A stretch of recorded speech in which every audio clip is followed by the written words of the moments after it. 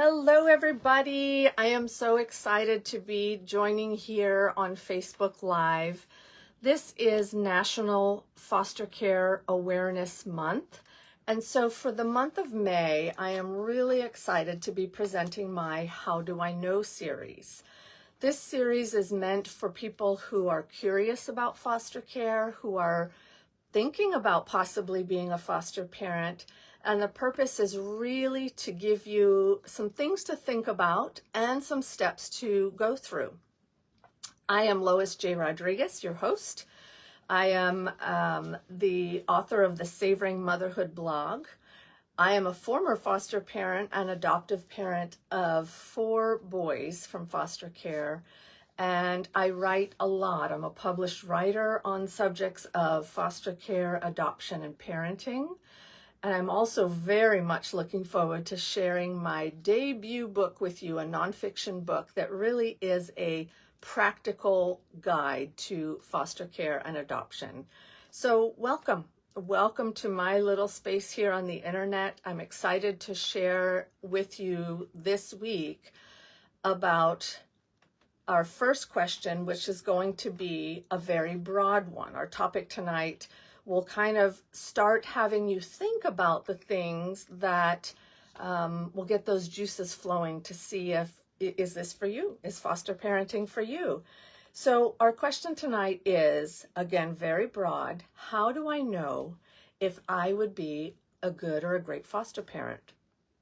So I have 4 questions for you to think through on this, and just to really get you going, whether you are going to be single parenting or you have a partner and a spouse that you will be parenting with, and just talk these things through with your family, think about them yourself, and let's see if we can really help you decide, is this something that's for you, foster parenting? I like to say that not everyone is called to be a foster parent, but everyone is called to take care of children in foster care. As a community, it's our responsibility to take care of the kids that need love and support and safety. And so let's walk through this together. Let's take a look at these 4 questions that I've put out so that we can just really figure out what do I need to be thinking about. If you have any comments or any questions along the way, feel free to type them in, but I'm just going to go ahead and jump in on why. What is your motivation for wanting to be a foster parent? I have, for the very first time, I have my book here in print, and I'm going to read an excerpt from the chapter called The Journey to Becoming a Foster Parent. First time I'm reading this to anyone. I'm so excited. But here's what it says. I heard how much money you make as a foster parent, so I quit my job and I jumped on board. Said no good foster parent ever. Being a foster parent comes with a certain amount of prejudice because of what some from the past have done.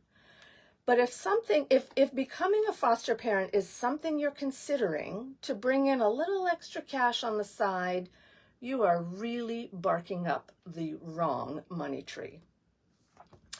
What makes a good foster parent has nothing to do with having an extra room in your house, a biological child who needs a sibling, wanting to hold a cute baby, or needing extra money. But a great foster parent has a heart for hurting children. And if your heart is elsewhere, you will crash and burn at this mission. Please do not choose to accept it. So you really want to think about, where is your heart? Why are you wanting to be a foster parent? What kind of person are you? Are you more of a rigid person? You stick to a schedule, you're not very flexible, or are you kind of a come what may, whatever, I just go with the flow. One thing that happens is, as a foster parent, you will have a good amount of people coming in and out of your home. You will have a caseworker for yourself. You will have a caseworker for your child. You may have therapists. They may come on time, they may come an hour late, or they may come unexpectedly. So are you able to handle that? Are you able to handle people coming into your home on a monthly basis, sometimes weekly, depending on how many therapies the child might have? And can you handle that? Are you an organized person or are you a disorganized person? Being a foster parent comes with a good amount of paperwork. Even though it's not done on paper anymore, it's online for most agencies. But you will be doing some training online after you've been licensed. You will be filling out paperwork in terms of medical appointments that happened in a particular week, or visits in the home, or visits to the birth parents of your child. And so you really need to be able to administratively handle that. Are you able to do that? That's another question to ask yourself. Are you on a career path? Do you have time for a child? Are you really focusing on climbing the ladder? Are you 80 hours a week? Or are you able to really spend some time nurturing a child? So again, what is your motivation for wanting to be a foster parent? There's no wrong answer. It's just to try to get you to think these through. Next question would be, what have you experienced in your life that could make foster parenting difficult? And here's what I mean. Thinking about your past, have you struggled with an abusive relationship, a parent, anybody? Have you suffered abuse in the past at the hand of someone? And if so, will you be able to walk that road with a child?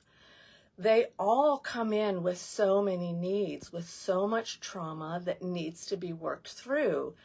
But have you experienced things in the past that is really going to trigger you with a child? Think about neglect. Did you suffer neglect? Did you grow up in poverty and struggle finding your next meal? You might actually be able to relate to a foster child in that sense, but I need you to think about the things that have happened in your life previously. Have you been sexually abused, assaulted? That is something that a child may be struggling with. Are you able to walk with a child through that? So if you've had some of these experiences in the past, it doesn't disqualify you from foster parenting, not in the least. It actually could make you very empathetic with a child, and that's necessary. But you need to be aware of possible triggers that could be happening of trauma that you might have buried from the past. So again, just to make you think, what have you experienced in life that you will be bringing into this relationship with a child? And is it going to cause you to have flashbacks or landmines exploding that you had forgotten were even there? So question number 3, very basic. Is your home able to accommodate a child? I have a dear friend who absolutely would love to foster, but she lives in a travel trailer, and many states now still do not allow foster parents to bring a child, or people to bring in a child from foster care into a home that is a mobile home that's on wheels, that could be moved. So a few things regarding your home. And again, I'm going to go back and read a little bit more about this subject in my book. This is the chapter that talks about what kind of house do I have to live in. So your home must be in good repair, free of peeling or chipping paint. If there's any lead hazards, that has to be dealt with beforehand. The roof free of leaks. Outside play equipment must be in safe condition. Your home must have heat and air conditioning, lighting, and hot water. Smoke alarms must be installed near all sleeping areas. The home must have a working toilet and be free of rodents and insects. That is the basic framework of what you need for a home to be acceptable and pass the inspections. Another time I'll probably be talking about all the different things that happen during licensing to get your home up and running, but those are just the basics. Do you have a home that meets those criteria? So that's another question for you to ask yourself. Each child has to have about, I believe it's 40 square feet of room available to them. They don't necessarily have to have their own bedroom, but they do have to have their own bed. There's no bed sharing between, even if it's siblings, there's no bed sharing. There's no bed sharing with the foster parent. So if you have a baby, that baby's not joining you in bed. So their own bed, their own clean mattress. They will be asking to see the mattress. They want to make sure it has the proper covering and the waterproof layer on there, and clean linens, obviously. So that's just a very basic framework of what you need to have available for a child coming into your home. The last question to think about for tonight's live series is, it's a big one. It was a huge one for my husband and I when we were fostering. Do you have supportive friends or family or a church or neighbors? Do you have people in your life that are supporting your desire to be a foster parent? And are those people in a position to help you in your foster parenting? Again, not everyone is called to be a foster parent, but everyone can do something. So do you have people that will step forward and do that something for you?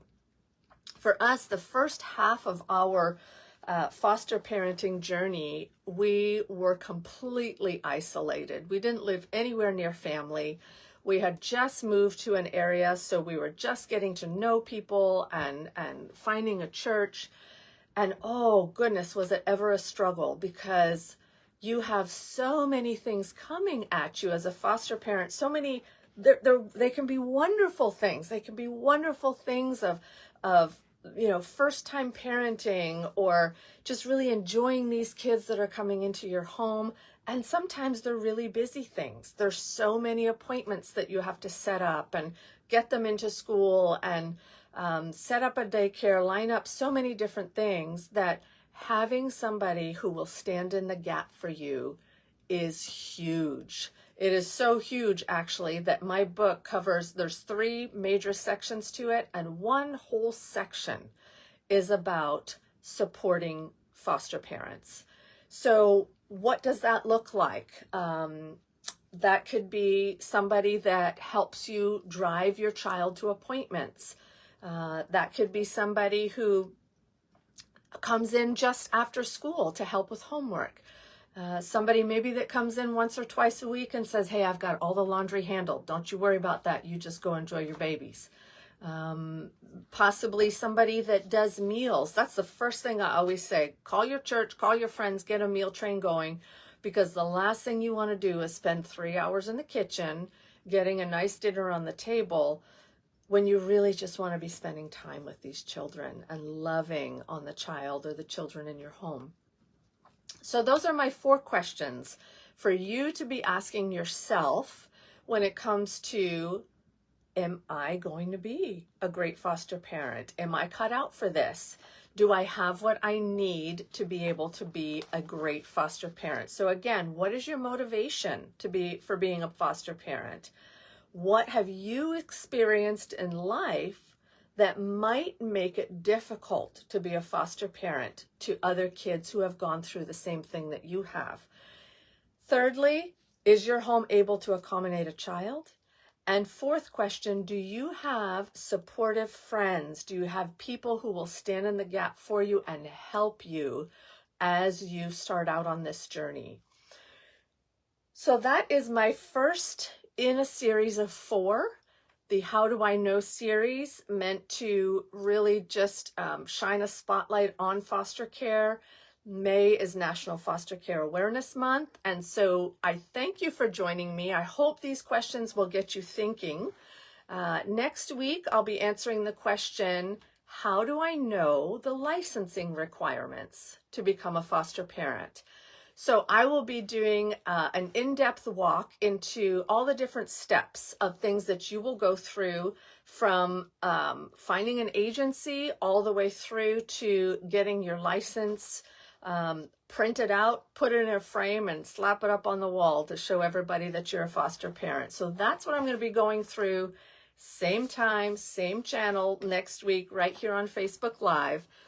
But until then, if you have any babies at home, whether they be 2 or 12 or 22, go and savor the moments with them, enjoy them, and always remember that the most beautiful jewels you will ever wear around your neck are the arms of your children hugging you.